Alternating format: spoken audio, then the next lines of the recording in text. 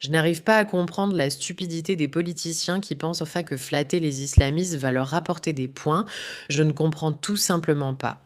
Tu ne comprends pas que tu es exactement l'idiote utile qu'ils utilisent pour faire avancer leur programme, afin qu'ils puissent ensuite venir et se débarrasser de toi?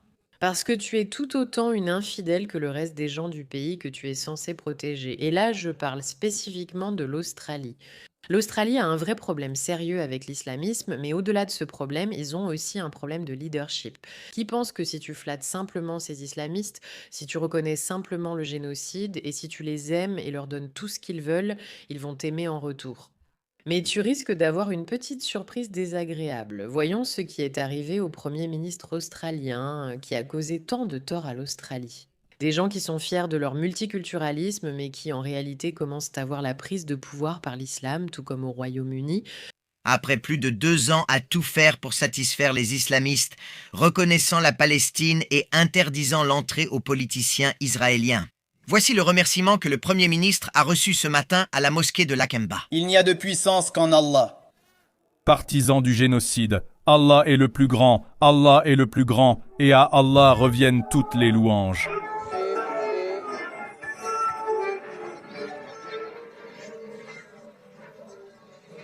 Sortez-le d'ici. Partez en tant que musulman australien. Sortez-le d'ici. Pourquoi le protégez-vous? Pourquoi le protège-t-il? Ils veulent le lyncher et le feraient s'ils le pouvaient.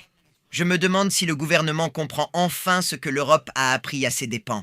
Aucun apaisement ne protège vraiment. Littéralement, aucune forme d'apaisement ne va vous protéger.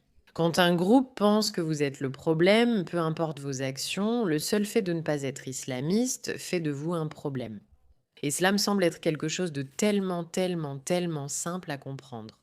Dieu merci, il y a des politiciens au Royaume-Uni qui agissent en Australie, pas au Royaume-Uni, ils font quelque chose. Mais il faut vraiment comprendre à quel point le problème islamiste est grave. Regardez ces images de la cathédrale de Melbourne. D'accord, regardez ça, tout le monde. Elle est encerclée. Oui, il y a beaucoup d'islamistes. Regardez combien ils sont.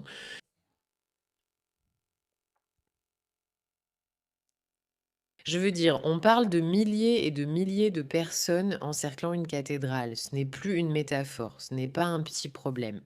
C'est un problème très grave auquel le Royaume-Uni, je dis toujours le Royaume-Uni, mais c'est l'Australie qui est confrontée. Et rappelez-vous, ces personnes en fait ne sont pas là uniquement pour être islamistes et pacifiques, ni pour vous laisser faire ce que vous voulez. Non, ils cherchent à te contrôler et voltassent déjà tant de choses. Si vous découvrez The Pushback, bienvenue, je suis Irakaya, votre hôte, abonnez-vous à la chaîne, nous résistons vraiment. Si vous en avez assez de cette folie, vous êtes au bon endroit. Encore bienvenue. Regardons un exemple d'islamiste. Voici le devant. Voici l'arrière, voici le devant, voici l'arrière.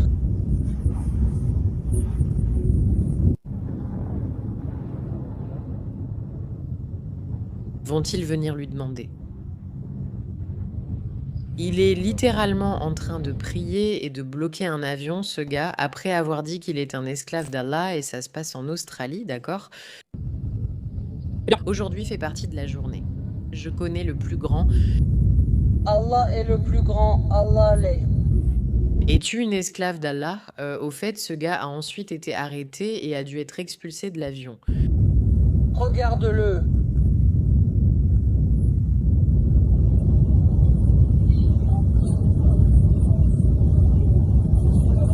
Je vais y venir. Alors il dit aux gens, es-tu un esclave d'Allah? Tu devrais le dire maintenant. Je veux que tu regardes, parce que la date de ceci, ça vient de 2024. Ce n'est pas une nouvelle histoire, c'est quelque chose qui dure depuis très longtemps. Et regarde combien de vues il y a là-dessus, des millions et des millions et des millions. Et tu penses que les politiciens ont retenu quelque chose? Mais encore une fois, souviens-toi, ils s'intéressent à tout, y compris à ton histoire. Voici quelque chose qu'on ne t'enseigne pas à l'école. Les musulmans sont présents en Australie depuis bien plus longtemps que la colonisation européenne. Les musulmans ont noué des relations respectueuses avec les communautés aborigènes, échangé des biens, partagé des histoires, fondé des familles, toujours avec intégrité. Alors que les colonisateurs détruisaient, les musulmans construisaient des relations fondées sur la confiance et le respect. Comme aujourd'hui, oui, beaucoup de confiance et de respect, mais la bonne nouvelle, c'est que les gens commencent un peu à riposter. Le vrai peuple. Regardons ces images. Mais aussi certains politiciens qui apprennent que s'ils ne font que flatter, cela ne fonctionnera pas pour eux.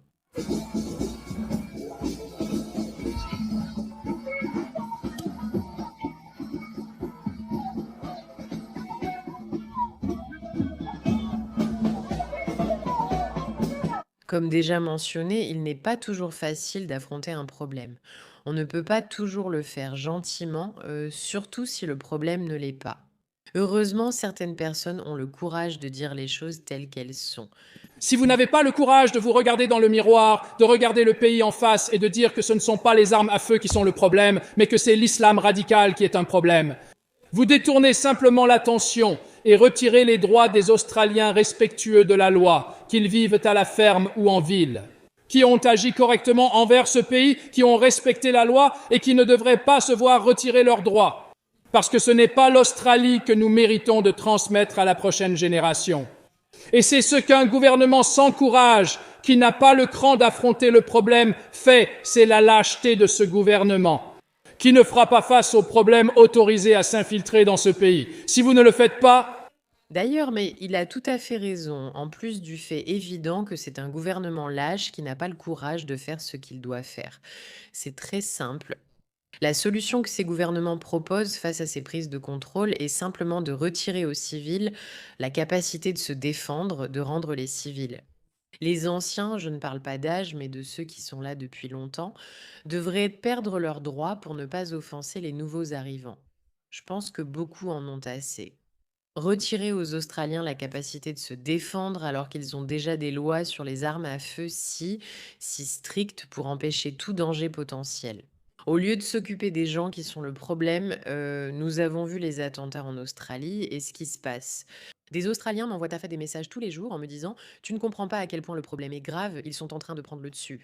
Nous avons été fiers de notre multiculturalisme, mais cela ne fonctionne pas parce que la simple vérité, c'est que ce multiculturalisme fonctionne. Si tout le monde veut intégrer ces cultures, ça ne marche pas. Si vous avez un groupe qui ne veut pas s'intégrer, il veut prendre le dessus. Ce n'est pas du multiculturalisme, c'est une invasion. Simple, facile, c'est une guerre sans guerre. Et ce que fait le gouvernement nuit au peuple australien afin de protéger ces nouvelles personnes. Qu'ils ne devraient pas avoir d'alliance avec eux, qu'ils ne devraient néanmoins pas les défendre parce qu'ils n'ont pas de courage, ils ont peur de dire ce qui dérange, ils ont peur de nommer le vrai problème ici, qui est l'islam radical. Ce n'est pas une question d'armes, mais de prise de contrôle et il faut traiter ce problème comme une prise de contrôle. C'est ce qu'ils disent eux-mêmes. Moi, ce n'est même pas moi qui le dis, hein, c'est ce qu'ils déclarent vouloir faire. Vous allez voir surgir problème sur problème. Si le gouvernement n'est pas tenu responsable et ne s'oppose pas à cela, la situation ne fera qu'empirer. Merci de votre attention à ce sujet.